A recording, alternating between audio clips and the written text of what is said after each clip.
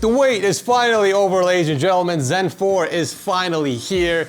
Gigabyte has sent over this massive box packed with goodies to help me prepare for some upcoming PC builds on the new AMD AM5 platform. So I invite you along on this awesome unboxing experience.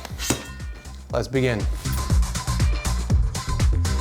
So we do got new chipsets for the AM5 platform. The B650 is your entry-level mainstream board for a lot of people out there who are on a tight budget.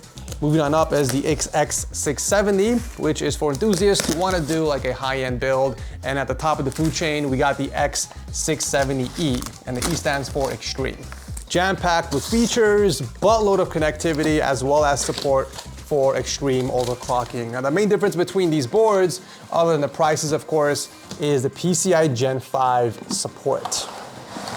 Oh, we got ourselves a massive Pelican case from Aorus. Oh my God, I could just picture what's inside here already. You get PCI 5 for only storage on the B650 board, but on the X670, you get PCI 5 for one NVMe slot and one graphics slot. And for all the ballers out there on the X670E platform, you get full PCI 5 support on 24 lanes. There is a B650E chipset as well, but we don't really talk about that. How does this open? This is one heavy-duty Pelican case. Like I've gotten Pelican cases before from like Intel and other manufacturers, but this one is the most bulkiest one I've seen, and I have no idea how to even open this. So you turn these, the latch releases, then we can pop it open. There's also an OGM breather valve with a red button in the middle. I have no clue what this does. All right guys, the latches are down. Let's open up and see what we got in here. I genuinely don't know what's inside here. Like I know there's some parts for an AM5 build, but I have no clue what the specifics are. So here we go. Oh wow, okay, they sent two boards. I was expecting only one. So on the top here, it looks like we have a thin piece of aluminum with what appears to be their motto, or their mascot, I should say. It looks like a Gundam wing thing. You guys have probably seen this in a few unboxing videos in the past that they've sent me. We got AMD Ryzen X670 labeled right there next to the mascot, and there's nothing behind it. Nope, there's nothing in there. Just more for presentation, I suppose.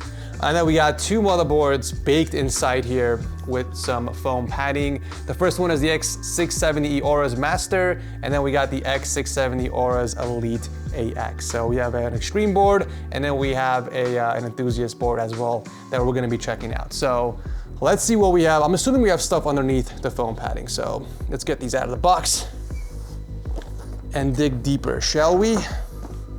Oh, this one's really baked in there. Holy crap. What do they feed you? Oh, that's a heavy box. Let's go, baby. I knew it. We're getting to the juicy stuff, you guys. So we got a postcard over here from Aorus. It says Go Elite on the front.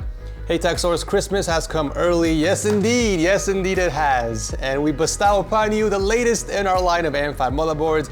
Obviously the party wouldn't be complete without some friends to play with, so we included those two. Yes. Now you're talking my language, baby. They also sent the Aorus Gen 4 7000S SSD. This is a 2TB M.2 NVMe SSD running on Gen 4 speed. So not quite Gen 5, but we still have some pretty crazy speeds, up to 7,000 megabytes per second read and write. I haven't seen any Gen 5 storage devices as of yet. I feel like it's still a little too early. Also in here, we got the Aorus Rgb Memory Kit. Looks like two 16GB modules running at 6,000 megahertz, and it does support XMP 3.0 as well. Very nice. What do we got underneath all this? I'm assuming cooling and maybe CPUs? I was half right. We got cooling and a power supply. The ultra durable gold 1000 watt fully modular power supply, and looks like what appears to be a 240 millimeter AIO. Oh, nope, I stand corrected. This is actually a 280 millimeter AIO with some very thick tubes. My God, this is thicker than I'm used to. I feel a little insecure about myself now that I'm looking at these tubes up close. Okay, we got some fans in here. All right, so no CPUs in this box, unfortunately. I'm guessing AMD is gonna send that in separately so I can actually work on the build. I do wanna take a closer look at their new motherboards though, starting with their X670 Aorus Elite AX. So another huge difference coming from AM4 to AM5 is that the pins are no longer on the CPU. The pins are now located on the actual CPU socket, just like Intel. So if you are doing a build and you somehow manage to damage the pins, it's gonna be a lot harder to fix. So you have to end up swapping or RMAing the entire board as opposed to fixing the pins on the CPU. And to be honest, I'm not a big fan of that, you guys. Like, I've damaged a lot of AMD CPUs in the past, and it was super easy for me to fix the pins. I used a razor to go inside and pretty much just straighten all the pins up, and I was able to actually get it working 100% of the time. But now that the pins are on the socket, you just have to be extra careful, I guess. So first impressions on this board, very good looking board, anti-RGB, all black with some gunmetal gray accents. It's gonna fit beautifully in an all black or any color neutral build, really. We got beefy VRM heatsinks, dual 8-pin EPS connectors up top to help with overclocking. And I actually like what they did with the USB 3 header over here. They put it sideways, so you can get some really clean cable runs for the USB 3 header. And you do have an extra one on the bottom here as well. So a lot of high-end cases nowadays have 4 USB 3 ports, and that uses 2 USB 3 cables. So I'm glad to see an extra one down here as well.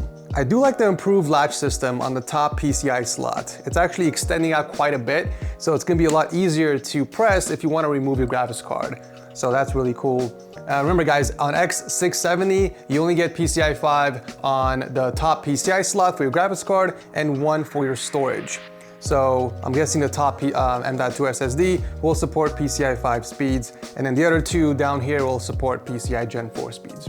Take a look at the I/O ports in the back. We can see a Q-Flash option up top, so you can update the BIOS without physically putting in a CPU. Comes in very handy at times.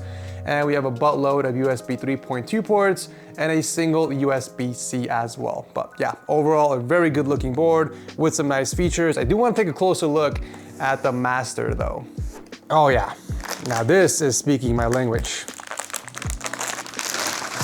Oh, ho, ho, ho, ho. Now this is my kind of motherboard. Damn, look at this. Look at the size of the VRM heatsinks. That is insane. Look at the freaking cooler on the M.2 SSD. This thing sticks out quite a bit. These new boards are able to provide a lot of power for overclocking, and as such, Gigabyte has improved their cooling as well. With larger thermal pads, an 8-layer PCB, and this new thing called nanocarbon coating, which keeps the temps of critical components running cool and at maximum performance, which results in increased overclocking headroom. But that remains to be seen once I actually do a build using one of this board. This is probably the first board I'm gonna use for my high-end AM5 build coming very soon. So this board has a way better latch system than the one we just looked at, you guys. There's a physical button over here on the side, and once pressed, it will release the tab on the top PCI slot, allowing you to remove your graphics card. That is freaking genius. I can't tell you how many times I had to use like a very thin flathead or maybe like a sharp knife to stick between the graphics card just to press on the tab. And sometimes I miss and I hit the freaking motherboard and I cringe. I cringe so hard when that happens. So it's really nice to see that they actually put in a physical button off to the side, making it easy to pop out your graphics card. That is genius. I would like to see this option on all the motherboards, by the way, not just your high-end boards, Aorus. Another thing I'm really excited about that Gigabyte recently announced is their control center. You guys know when you build a PC, you have to go on the motherboard manufacturer website and download a bunch of files like the Wi-Fi, Bluetooth, chipset. You don't have to do that anymore.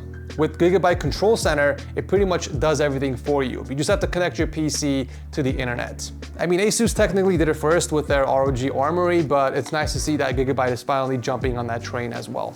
There's actually a few things they've done to their AIO that I really like. So number one, check out and see where the cables are coming out from. It's coming out from one of the AIO tubes. We got the cable for your RGB, and the cable to power on both of your fans. It's gonna help improve the look of your system. So when you mount this on the top, for example, you can route the cables straight into the back. Super easy, and you only have one cable coming out from the pump, which is the SATA power. I've never seen another AIO do this. It's actually pretty cool. Another thing that Aorus did is they upgraded their LCD screen. So now you can rotate up to 330 degrees, and it's fully customizable. So you can add your logo on there, you can add text, put your hardware information. It's pretty freaking cool. But yeah, some really exciting stuff, you guys. I can't wait to bring you some AM5 PC builds. I'll drop a link to everything I talked about down below if you want to check it out. Make sure you subscribe because we've got some pretty epic content planned. Thanks so much for watching, and I'll see you very soon in the next one.